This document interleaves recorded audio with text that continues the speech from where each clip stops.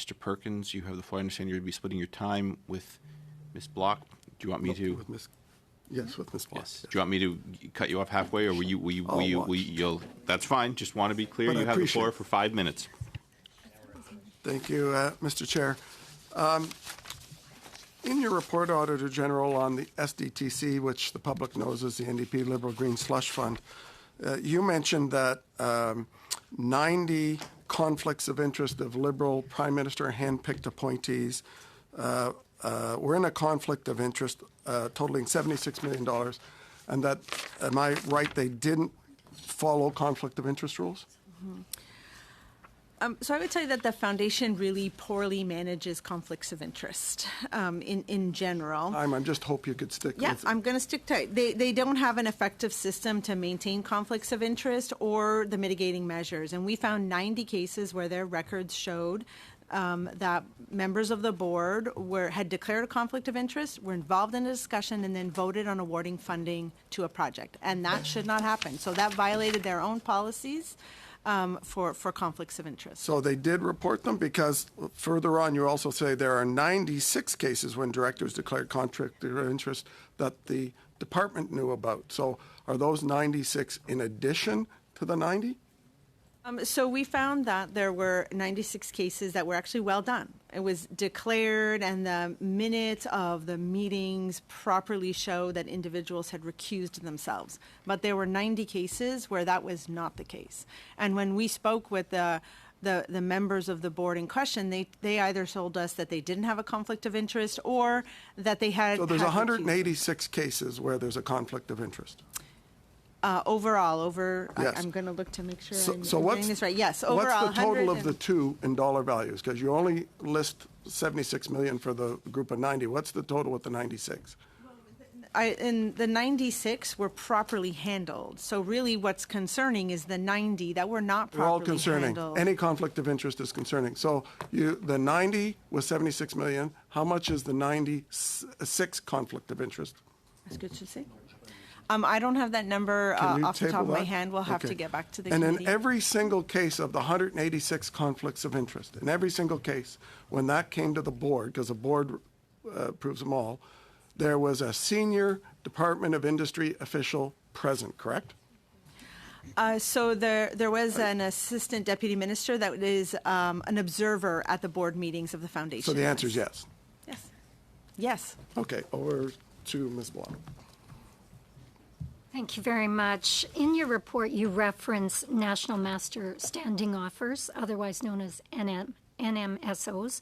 It is my understanding that these are a common procurement tool used by a government when a unique or ongoing service is required by government departments as a way of providing certainty. Would that be a correct characterization?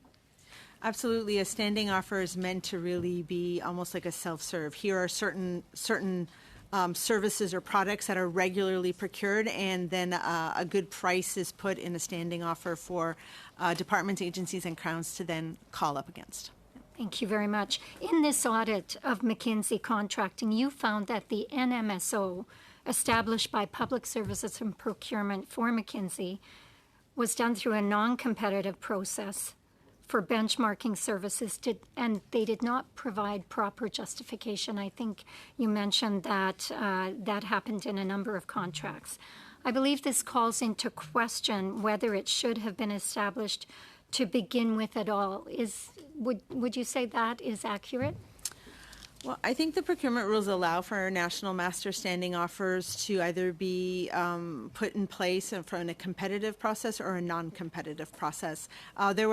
Prior to the issuance of this NMSO for McKinsey, there were others that had been issued to other vendors on a non-competitive basis, and this one was done on a non-competitive basis as well.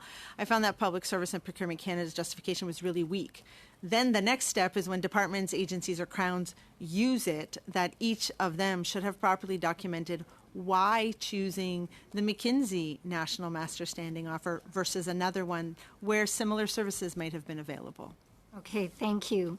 So I know you didn't use these words, but the OPO said that there appeared to be clear favoritism when it came to how some of these contracts were structured. Would you agree with that? Well, I would tell you that we found 6 instances where we thought that the process was designed to suit or favor McKinsey. So 6 out of 97. So favoritism. So what we actually have here is a government setting up a pipeline to funnel tens of millions of dollars through a non-competitive process to one of their favorite companies, McKinsey. A question, Ms. Would Block, you agree please. with that? I would tell you that McKinsey represents 0.27% of the dollars spent by the federal public service on professional services contracts. And I think it's important to note that the government should properly document why contracts are needed, regardless of who they are issued to. Thank you very much. Ms. Kuzi, you have the floor for 2 minutes, please. Thank you very much, Mr. Chair.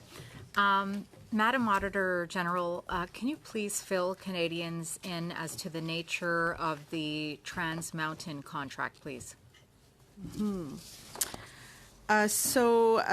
was a contract issued by Trans Mountain Corporation to McKinsey and Company to provide advice on operations, sort of monthly how to be more efficient and how to save money.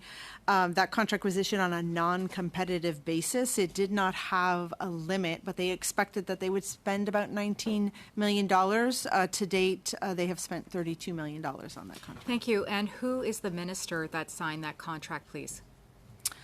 I don't believe that contract was signed by a minister. We only saw one contract where a minister had to authorize the approval of it, given that it exceeded the thresholds that the public service could authorize, but that was not this contract.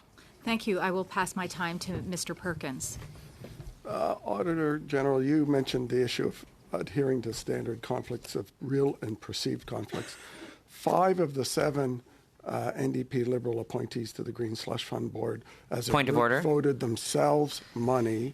I find it misleading to Yes, suggest that when- the NDP in any way appointed these individuals, and I think the Let's Auditor General Point can confirm of, that. Point of debate, I would suggest, since Mr. Perkins is on the clock, he just laser focus in on his question here.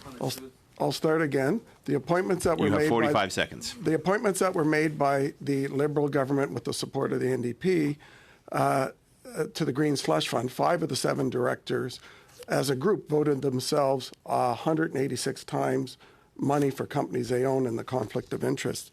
Isn't the easiest way to avoid a conflict of interest to not have the organization, the government organization you're representing or being on the board of, not do business with your companies? So I guess I would talk a bit about how the board members were appointed to the foundation. Half of them are appointed by the. I'm gonna get to the answer. Half of them are appointed through the governor in council process, which is supposed to be a process that's independent. We did not look at that. Okay, order. Or Mr. Perkins, Mr. Perkins. We're listening to the auditor. There'll be no more interruptions. There'll be other opportunities if you're unsatisfied with the answers, but we find Ms. Hogan does get to the point. Ms. Hogan, you have the floor, and your time is expired. This is extra time that I'm giving to Ms. Hogan to respond to your question. Mr. Perkins, if you're not interested in a response, I will move on. There's a fair bit of chirping coming 2 ways. Ms. Hogan, you have the floor, please.